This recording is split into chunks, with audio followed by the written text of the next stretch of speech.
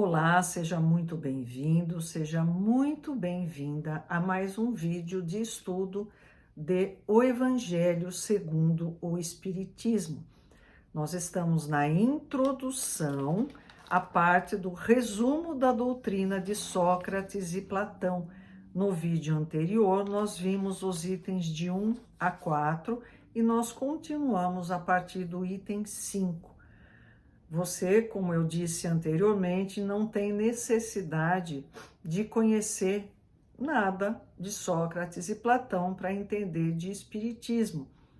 Kardec apenas quis compartilhar conosco essas ideias que existiam, que eram o embrião do que a doutrina espírita nos traz nos dias de hoje. Nós vamos entender que Sócrates e Platão desenvolviam junto aos seus discípulos ideias muito semelhantes à que a doutrina espírita nos traz. Relembrando, a finalidade desses vídeos é que você tenha companhia para estudar o Evangelho segundo o Espiritismo. E, ao estudar, você vai começar a despertar sua curiosidade e vai tentar fazer uma relação do que isso tem a ver com a sua vida no dia a dia. É essa a finalidade. Não é um estudo teórico para que nós sejamos pessoas que conhecem a doutrina espírita. Isso é tudo uma bobagem muito grande se esse conhecimento não for aplicado no nosso dia a dia e não transformar o nosso cotidiano. Vamos então dar início ao item 5. Sócrates e Platão disseram o seguinte: após nossa morte, o gênio, daimon, que é demônio, né, mas em sentido de espírito, não demônio, né, que nos havia sido designado durante nossa vida, nos leva a um lugar onde se reúnem todos aqueles que devem ser conduzidos ao Hades, que é o inferno, para aí serem julgados. As almas, após viverem no Hades o tempo necessário, voltam a esta vida por numerosos e longos períodos. Comentário de Kardec. Esta é a doutrina dos anjos guardiães ou espíritos protetores e das reencarnações sucessivas, após intervalos mais ou menos longos de erraticidade. Resumindo, segundo a doutrina espírita, ao acontecer a morte do nosso veículo físico, do nosso corpo, nós continuamos no mundo espiritual, também chamado esse período de erraticidade, e lá nós damos continuidade ao nosso processo evolutivo e depois de algum tempo, que pode ser maior ou menor, nós voltamos a encarnar para continuarmos a nossa evolução. Item 6. Os demônios ocupam o espaço que separa o céu da terra. São o laço que une o grande todo consigo mesmo. A divindade nunca entra em comunicação direta com o homem, mas é por intermédio dos demônios que os deuses se relacionam e falam com ele, seja durante o estado de vigília, seja durante o sono.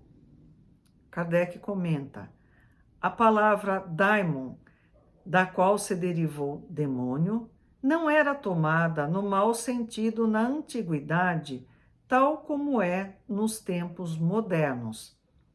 Não se aplicava exclusivamente aos seres malfazejos, mas a todos os espíritos em geral, entre os quais se distinguiam os espíritos superiores chamados de deuses e os espíritos menos elevados ou demônios propriamente ditos, que se comunicavam diretamente com os homens. O Espiritismo também ensina que os espíritos habitam o espaço, que Deus só se comunica com os homens por intermédio dos espíritos puros, encarregados de transmitir as vontades dele, que os espíritos se comunicam com os homens durante o estado de vigília e durante o sono. Se substituirmos a palavra demônio pela palavra espírito, teremos a doutrina espírita. Coloquemos a palavra anjo e teremos a doutrina cristã. Você pode estar pensando, você que tem alguma familiaridade, principalmente com o Antigo Testamento, onde durante várias passagens é dito que Deus falou, principalmente com Moisés, com os profetas. E aí, foi Deus realmente que falou? Não, foram os emissários, os intermediários que chegaram até o homem e transmitiram a mensagem de Deus. Isso não diminui em nada a grandeza espiritual de Moisés e dos profetas, apenas diz que não foi exatamente Deus que se comunicou, mas eles receberam essa comunicação através de emissários de espíritos muito evoluídos. 7. A preocupação constante do filósofo, tal como entendiam Sócrates e Platão, é a de dar mais atenção à alma e menos a esta vida, que não passa de um instante perante a eternidade. Se a alma é imortal, não é sábio viver em função da eternidade? Uma vez eu li que a vida nada mais é do que um breve instante entre o nosso nascimento e a nossa morte.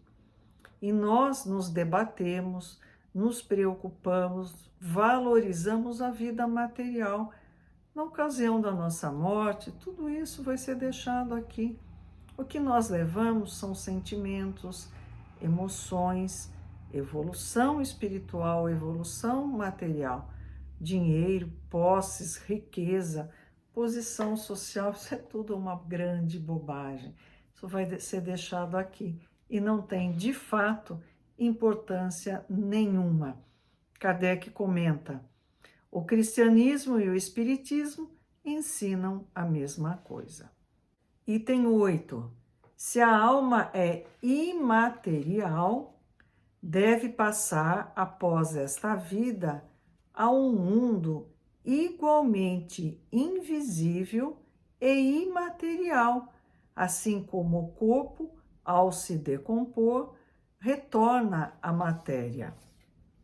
O que realmente importa é distinguir a alma pura, verdadeiramente imaterial, que se nutre como Deus de ciências e de pensamentos, da alma mais ou menos corrompida por impurezas materiais que a impedem de se elevar ao divino e a retém nos lugares de sua moradia terrena. Comentário: como vimos, Sócrates e Platão compreendiam perfeitamente os diferentes graus de desmaterialização da alma. Insistem sobre a diferença de situação que resulta para ela de sua maior ou menor pureza. O que eles dizem por intuição, o Espiritismo prova por meio dos numerosos exemplos e nos põe diante dos olhos. No Evangelho diz que aonde estiver o nosso tesouro, lá vai estar o nosso coração. Se eu me preocupo exclusivamente com a vida material, eu vou correr só atrás de coisas da matéria. Pessoas acreditam que isso é o correto, mas nós que já temos um conhecimento de que a vida continua após a morte, será que é isso mesmo que a gente quer para a nossa existência após a morte? O que é de fato importante para nós? Bom, eu não sou espírita, eu sou cristão, sem problema. Você age de acordo com os ensinamentos que Jesus nos deixou. Não adianta ter conhecimento se não colocar esse conhecimento em prática. É por isso que nós tentamos aqui estudar, diminuir as nossas dificuldades para que isso reflita no nosso dia a dia, fazendo de nós seres humanos melhores. Item 9. Se a morte fosse a dissolução do homem por completo, seria uma grande vantagem para as pessoas más após sua morte, porque se libertariam ao mesmo tempo de seu corpo, de sua alma e de seus vícios. Aquele que adornou sua alma, não com enfeites estranhos, mas com os que lhe são próprios, este sim poderá esperar tranquilamente o momento de partida para o outro mundo. Comentário de Kardec. Equivale isto a dizer que o materialismo, que proclama o nada após a morte, seria a anulação de toda a responsabilidade moral posterior e, consequentemente, um estímulo ao mal. Eu penso assim, não vai dar nada mesmo, por que eu vou me preocupar?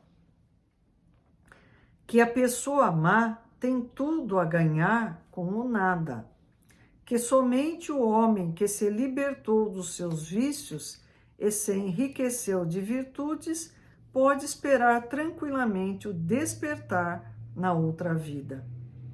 O Espiritismo nos mostra, mediante os exemplos que nos põe diariamente perante os olhos, o quanto é aflitiva para uma pessoa má a passagem de uma vida para outra, a entrada na vida futura.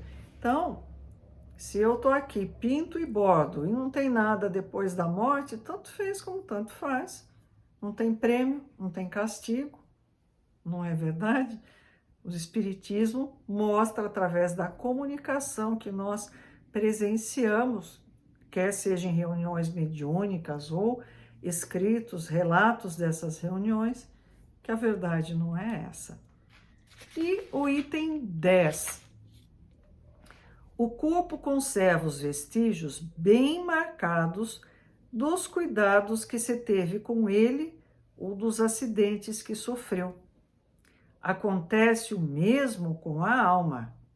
Quando ela se liberta do corpo, leva consigo os traços evidentes de seu caráter, de suas afeições e das impressões que cada um dos atos de sua vida lhe deixou. Desse modo, o maior mal que pode acontecer ao homem é ir para o outro mundo com uma alma carregada de culpas. Tu vês, Cállicles, que nem tu, nem Polos, nem Górgias saberíeis provar que devemos seguir uma outra vida que nos será útil quando estivermos lá. De tantas opiniões diferentes, a única que permanece inabalável é a de que é melhor sofrer do que cometer uma injustiça e que, antes de mais nada, não se deve parecer, mas sim ser um homem de bem. Foi o diálogo de Sócrates com os seus discípulos na prisão. Então, ele fala que é melhor sofrer do que cometer uma injustiça e que ele não deve parecer, mas ele deve ser um homem de bem. Kardec comentou assim. Encontramos aqui este outro ponto fundamental, confirmado hoje pela experiência, segundo o qual a alma, ainda impura, conserva as ideias, as tendências, o caráter e as paixões que tinha na terra. Este ensinamento, é melhor sofrer do que cometer uma injustiça, não é totalmente cristão. Isso foi dito 500 anos antes do nascimento de Jesus. É o mesmo pensamento que Jesus revela neste ensinamento. Se alguém vos bater em uma face, oferecei-lhe a outra. Então, com isso, nós vamos continuar o estudo do pensamento de Sócrates e Platão. Não percam o próximo vídeo. Obrigada.